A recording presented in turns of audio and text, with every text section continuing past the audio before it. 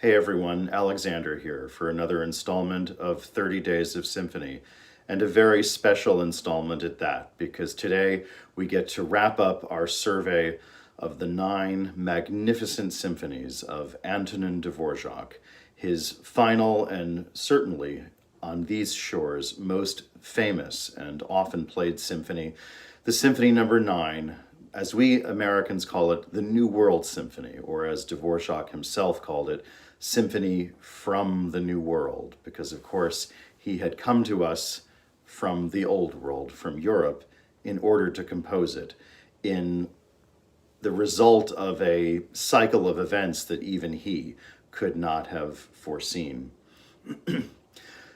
I've often said in these talks about Dvorak that Dvorak really is the Czech Beethoven. He is certainly, without doubt, the Bohemian Brahms. Even his detractors would have to give him that. He is, along with Brahms and Bruckner and Tchaikovsky, the supreme genius of symphonic composers of the later 19th century. But the Beethoven analogy for me is best because when we think of Beethoven, well, for several reasons, when we think of Beethoven, he was a composer who, on the one hand, was this radical progressive who took the language of Western art music in the form of the symphony and was moving it forward. In another sense, he was building on the sure bedrock that had been established for him already in the symphonies of his two, well, one of them was his teacher, the other his idol. His teacher, Franz Joseph Haydn, the father of the symphony, really, and of course, the composer he'd always wanted to study with, Wolfgang Amadeus Mozart. So it's on those models that he gives to the world his 9 amazing symphonies. Similarly, Dvorak grows out of this extraordinary musical culture of the in Europe in the really still the early 19th century. Born in the early 1840s, as you all know by now, a village butcher's son in some far off town in rural Bohemia, and not unlike, say, Mozart or Beethoven, not showing any particular musical talent as a little boy. But that little boy was determined to go to Prague and be the Beethoven of his time. And in many ways he was, because like Beethoven, he was building on the great European musical culture he had inherited, which by this point, when he's growing up in the 1850s, is the world of the successor generation, what I've called really the lost generation of Germanic, Central European symphonic composers. Principally Robert Schumann and Felix Mendelssohn, who in their different ways are trying to find a way, rather desperately trying to find a way forward as to how can we write symphonies after the mighty edifice left to us by Beethoven? How can any human being match or equal, heaven forfend, surpass that achievement? As I may have said to you, by the 1850s and 1860s, actually very few composers in Europe are writing symphonies. They're writing symphonic poems, operas, ballets. But Dvorak, building on the tradition that he has inherited, again, no prodigy he, some little boy no one knows, but he's building on the tradition given to him not only by Haydn and Mozart, but then Beethoven and Schubert, whose great C major symphony is being discovered by now. Schumann and Mendelssohn, who, unlike their forebears, are trying to develop the Germanic symphony in a more, how does one say, a more poetic cast, writing symphonies that are kind of based on the ideal of Beethoven's pastoral symphony, symphonies that are not so much absolute music, but symphonies that are tone painting. Think of Schumann's Spring Symphony, literally inspired by a poem about spring, as he would have been the first to say. His Rhenish Symphony, 5 musical pictures of the life on the Rhine River. Felix Mendelssohn, his Reformation Symphony, for what was written for an important Luther anniversary. His Scottish and Italian symphonies, these were nicknames he himself gave the symphonies. They were trying to, in their own tradition, break open the bonds of the symphony.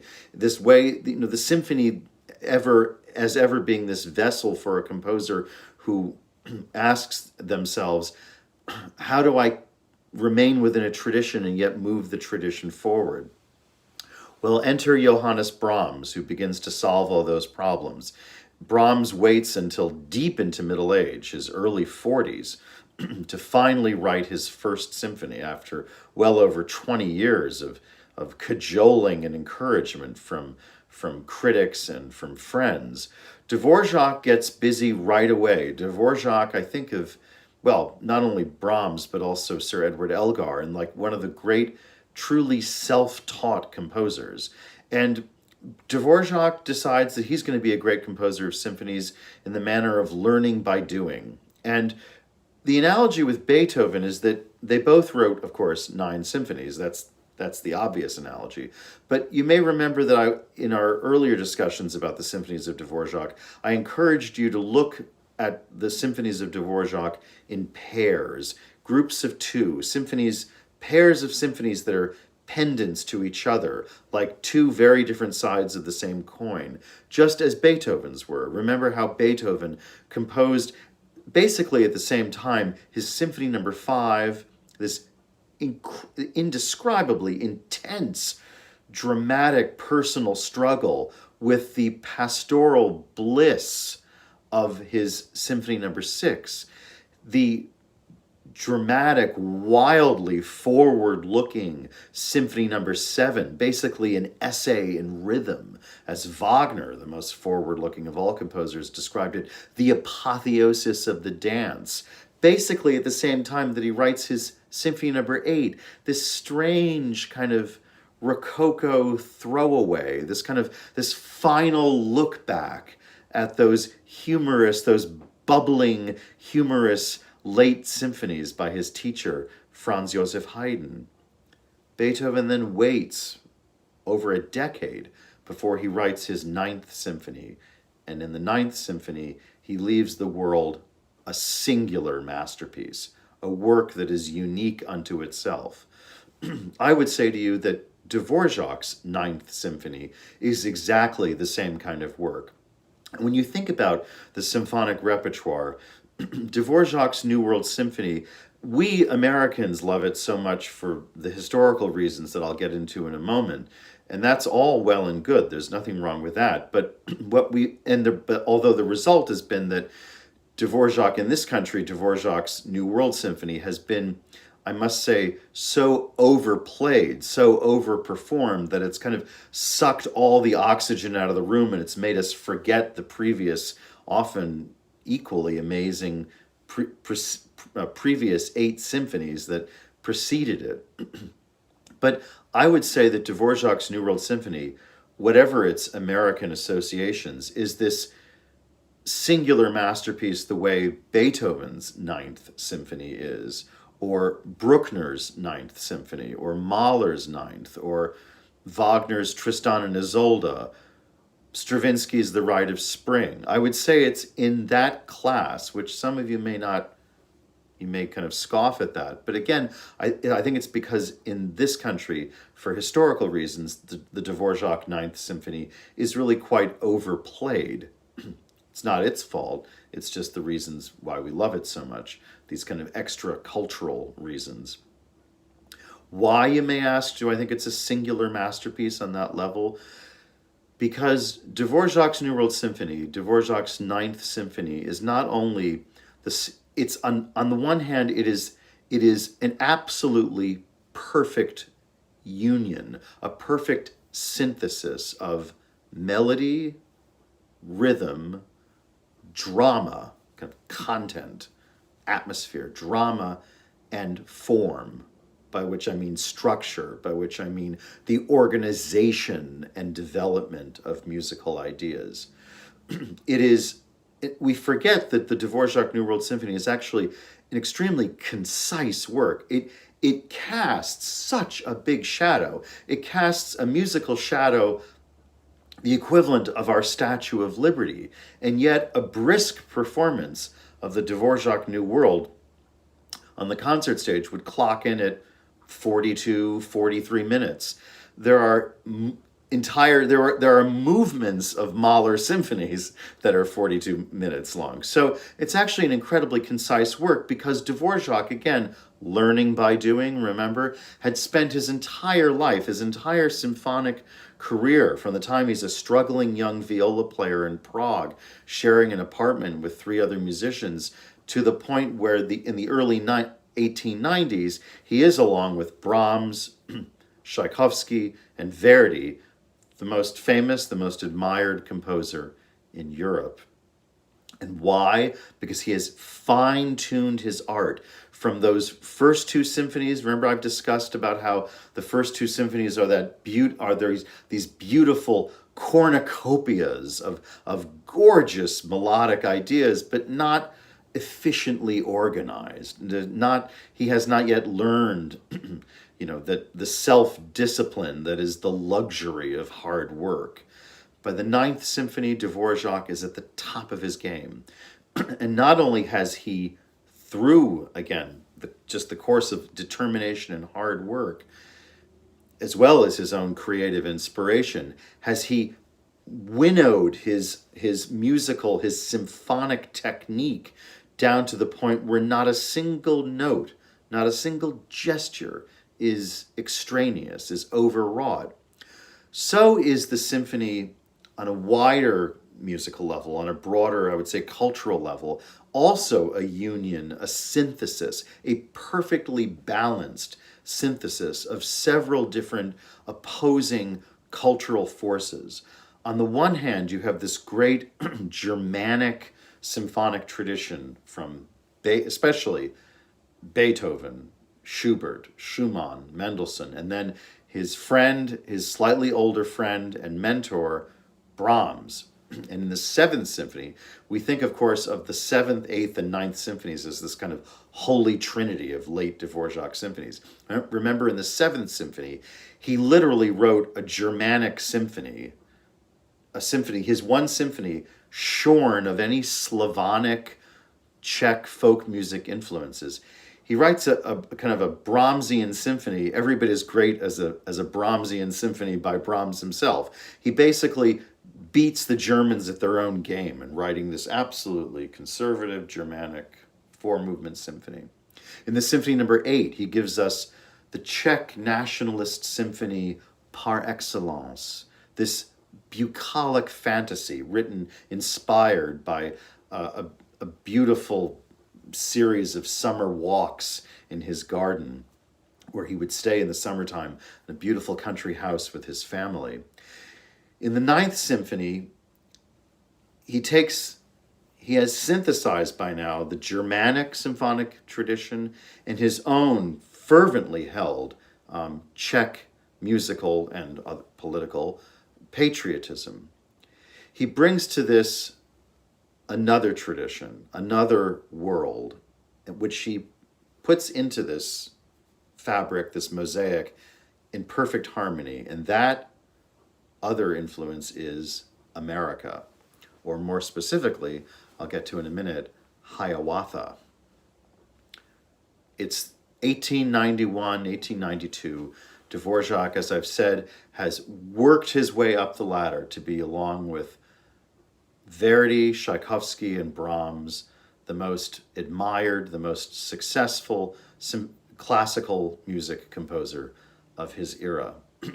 Bruckner is also deeply admired, but he has kind of a unique, kind of symbolic genesis in his own way, which is a whole other subject. But along in this kind of bourgeois public composer sense, along with, again, Verdi, Tchaikovsky, and Brahms, Dvorak is at the top of his game in European symphonic music. A certain Mrs. Thurber from New York City, Jeanette Thurber, the wife of a grocery wholesaler millionaire from upstate New York, whose one guiding passion in life is to form a national American music conservatory in the tradition of the great Paris Conservatory, finally wears down Dr. Dvorak into the idea of getting on a boat, crossing the Atlantic with his big, wonderful family, and spending 3 years as the director of the newly formed National Conservatory of Music in New York. He put off Mrs. Thurber for years. The last thing he wanted to do, I'm sorry to burst your bubble, but the last thing he wanted to do was to come to America. But Mrs. Thurber offered him an annual salary of $15,000, which, adjusted for inflation, was a colossal sum of money in those days. And when Dvorak's devoted wife, Anna, who was always better with the accounts than Dvorak was, made her husband realize that this was immediately 3 times his annual income, and he would get 4 months off for a summer vacation, they had no choice but to accept. The Dvoraks, get on that boat in Bremen and cross the Atlantic and come to New York. Dvorak is immediately impressed by the things that you're not supposed to be impressed by as a white European tourist in New York City. Sure, he sees the sights, but he notices early on that this newly formed National Conservatory of Music is incredibly forward-looking for its time. Due to the vision and the generosity of Jeanette Thurber, the conservatory accepts handicapped people as students. It accepts women as students. Women were certainly not allowed to study at this point at the Paris Conservatory. They certainly weren't allowed to teach. And also people of color, often not only as accepted as students, but accepted on full scholarship. So Dvorak is instantly presented with an America that he didn't know about, and he certainly did not expect. There's a young African-American musician named Harry T. Burleigh, Burleigh, who is a student at the conservatory, and he's mopping the floors in order to make up for his tuition. And Dvorak cannot help but notice this young man as he's mopping the floors of the conservatory, singing to himself these hauntingly beautiful songs. And the songs he is singing are the music that has come down to us. Back then they were called, when I was a boy singing them in high school choir, they were still known as Negro spirituals. And they are, as you probably know, one of the most beautiful corners of the vernacular American musical experience. Dvorak falls in love with these heartbreakingly melancholy tunes and insists. I mean, he becomes friends with Burleigh. He invites him to dinner. He is fascinated by this young man and by his, to Dvorak, hitherto completely unknown musical culture. And Burleigh and Dvorak will spend evenings singing and playing these spirituals together. Dvorak then declares to the music critics of New York, and by then, it's sad to say, in looking back from our own time, but in the 1890s, there were many, many music critics in New York, and many of them were quite good at their work. He tells the music critics of New York that I'll try to quote Dvorak directly, but I won't get it right exactly. But he says to the musical press of New York that in your own Negro and Indian melodies, you have the basis for your own noble school of musical composition. In other words, the African American and the Native American musical traditions, Dvorak is saying, are all the grist that you need to make your own great school of symphonic writing and opera. Well, this was a rather scandalous thing to say, of course, in New York City in the 1890s, and most great musicians in New York at the time took great umbrage to this assertion by Dr. Dvorak, the most notorious of them being the reaction by Edward MacDowell, a composer you might have heard of, a very fine minor master of American music, the turn of the century, very much completely in the European mode of composition.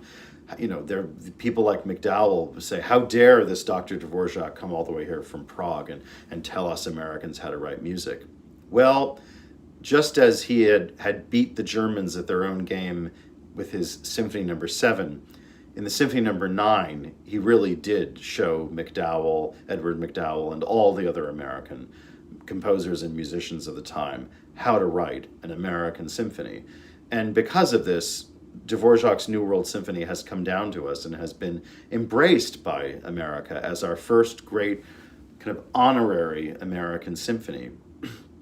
The other reason which makes the Dvorak New World Symphony so unique, along with the influence of Harry Burleigh and the Negro spirituals, and then his introduction to this whole non-white American folk music, well, there are two other things. In early 1893, he is taken on a lark to, at the New York Hippodrome, Buffalo Bill's Wild West show has come to town. You've heard of Buffalo Bill, right? We kind of think of it as a joke, impossibly quaint. But again, this is the age before television, before the internet, before moving pictures, really, and of any kind. And Dvorak is mesmerized by Buffalo Bill's Wild West show because he has brought with him an entire group of like 36 Sioux Indians from the American High Plains who, 4 times a day dance for these, gawking white Americans their own Indian tribal dances. Dvorak is mesmerized by this experience.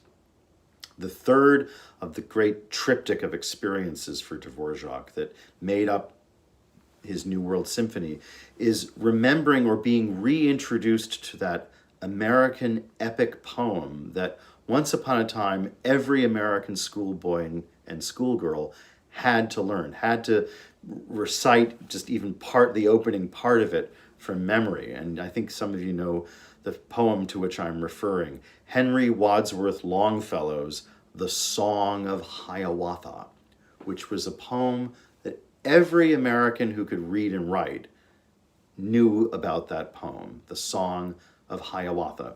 Longfellow bases his poem on actually the Finnish national epic that Sibelius would draw on at exactly the same time, also beginning in the 1890s, the Kalevala. And it's written in the same form, the same meter as the Kalevala. And the story, of course, of Hiawatha and his doomed love for the innocent, tragic figure of Minnehaha. We Upper Midwesterners will recognize that name.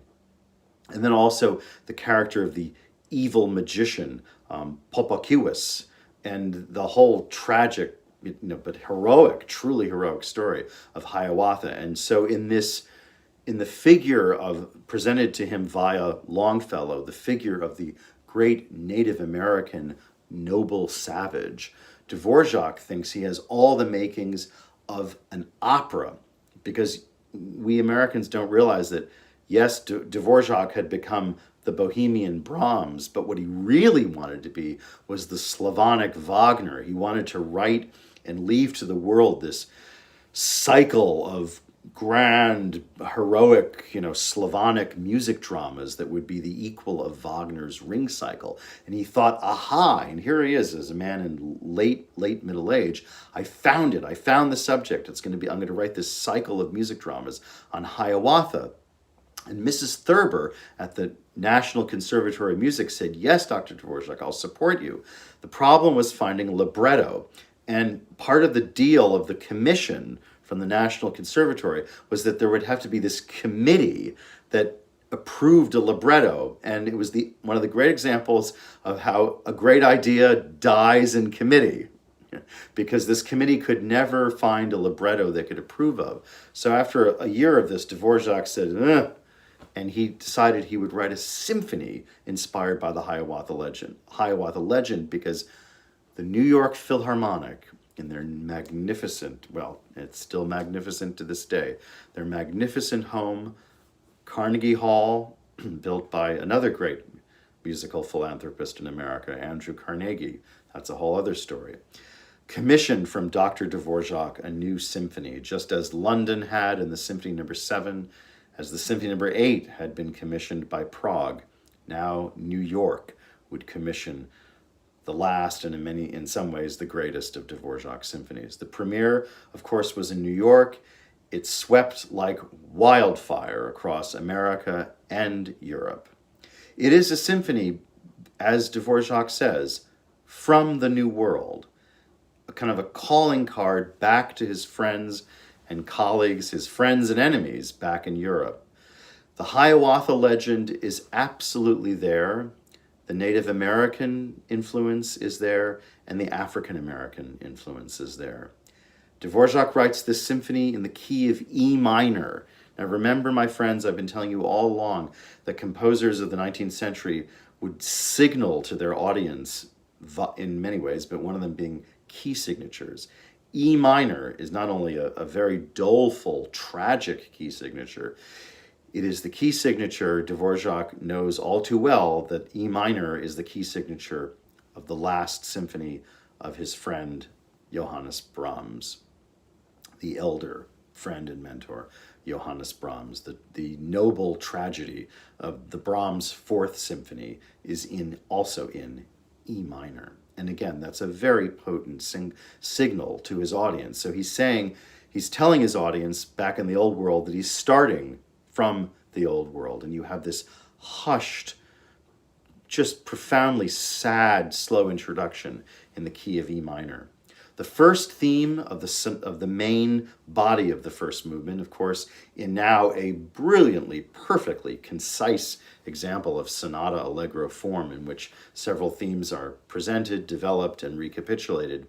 This first theme is literally the Song of Hiawatha. The connection is unmistakable. This Hiawatha, Hiawatha. It sounds corny, but it's far beyond any coincidence.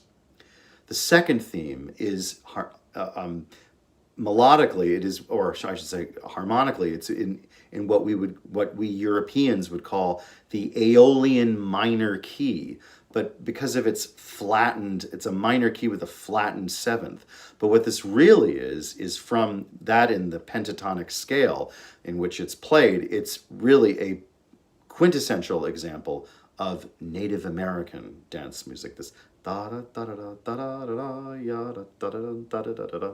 Then the next theme, the final theme of the exposition, is a quote. It is unmistakably a quote of one of the most beloved African American, one of the old Negro spirituals, "Swing Low, Sweet Chariot." The quote is unmistakable, and Dvorak gives it the most serene and intimate rendering and a solo flute above the strings. The second movement is directly a scene from the Dvorak Hiawatha opera that never was. The famous opening largo, the melody for the English horn above the strings, that having been introduced with those 7 rather strange chords in the brass section that come back again and again. This doleful, hauntingly beautiful melody in the English horn was meant to portray Hiawatha and Minnehaha arm in arm, journeying out along the endless American prairie. The music, however, becomes much more tragic, and in the central section, Dvorak wanted to portray the tragic death of poor Minnehaha. Minnehaha starves to death in a famine. There's another scherzo-like episode, a dance-like episode, and then the main theme, the largo theme, the melody for the English horn, comes back at the very end with, again, those strange kind of pillar-like chords in the brass section. This main theme of the slow movement is often mistaken as a spiritual. Its history is more complicated. Another pupil of Dvorak at the National Conservatory. William Fisher turned it into a de facto spiritual. He gave it words and he called it Goin' Home.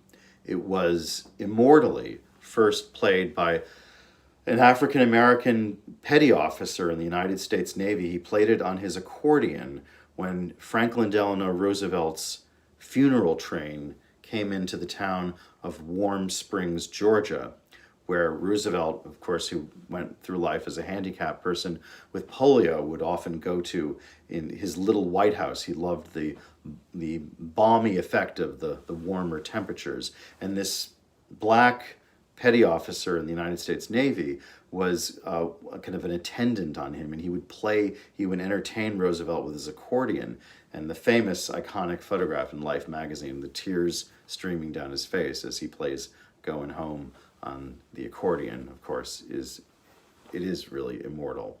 The scherzo is Dvorak reveling in the spirit of Native American tribal dance music. And here he meant to portray the scene where Popokiwis, the evil magician who is going to destroy the lives of Hiawatha and Minnehaha, is casting his spell in this Native American tribal wedding dance.